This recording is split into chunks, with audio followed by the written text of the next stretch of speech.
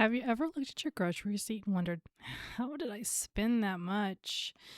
You went into the store with good intentions, you bought food for your family that you needed, but somehow by the time you reached the checkout, your total was so much higher than you expected. If that sounds familiar, you're not alone. Welcome to the Home Ec Revival, where we're bringing back the life skills that you should have been taught in school. Today, we're going to learn one simple system that can completely change the way you shop for groceries. If you're not the only person that goes, how does this happen? Well, most people believe that they have a money problem.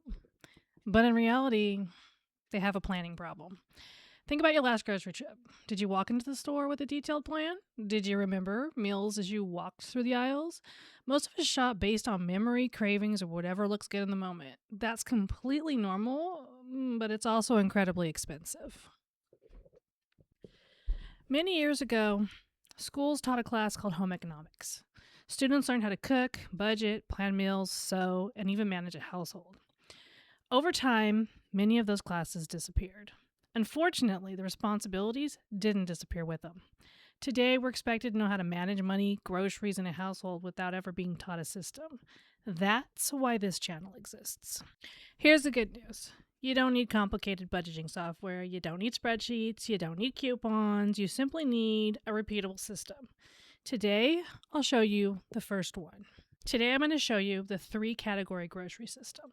Every time you buy belongs in one of these 3 categories. The first category is protein. Protein is the foundation of your meals. Chicken, ground beef, eggs, beans, yogurt, tuna, and cheese all fits here.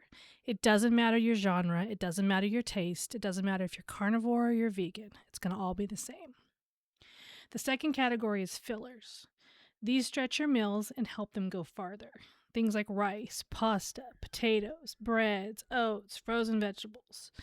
The third category, and probably the most important one, is flavor. These are the ingredients that make simple meals so much more enjoyable. Seasonings, sauces, fresh herbs, shredded cheese, condiments. Once you start thinking in these 3 categories, shopping becomes so much easier. Let's imagine that your grocery budget is $100. Instead of wandering through the store hoping everything fits, you assign every dollar before you leave home. $40 goes to your proteins, $30 goes towards your fillers and your produce, $20 goes towards your pantry items, those are going to be your shelf staples, and then the remaining $10 gives you flexibility. This is those I don't know if I can live without them, but you can't buy every one that you want. Maybe your favorite coffee creamer is on sale, or maybe your kids want a snack. I don't know. Because you've already planned for it, though, those small purchases don't throw your entire budget off track. Here's something that surprises a lot of people. It's usually not the big grocery trip that ruins the budget. It's the little trips afterwards, the stop for milk, the bread, the I feel like a cookie. Then something for dinner because nobody feels like cooking. Those quick stops slowly chip away at your budget. A $5 stop becomes $15, then $20. By the end of the week, you've spent far more than you realized, and you have a lot less in your bank account. So here's the rule I want you to remember. It's one list, one trip, 1 week. Write your grocery list before you leave the house. Stick to the list. If something isn't on it, ask yourself whether it can wait until next week's shopping trip. This one habit alone can save many families hundreds of dollars over the course of a year.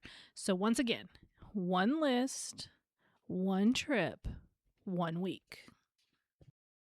So let's review what we learned today. Your grocery budget isn't failing because you're bad with money. It's struggling because you don't have a repeatable system. Remember the 3 grocery categories: proteins, fillers, flavor. Plan your spending before you shop. Shop once a week and avoid unnecessary trips back to the store. Simple systems create consistent results. So I do want to say thank you for joining us here for our very first lesson at the Home Ec Revival. Next time, we're going to be building on today's lesson by learning how to turn just $20 into 6 satisfying meals using simple ingredients that you can find almost anywhere.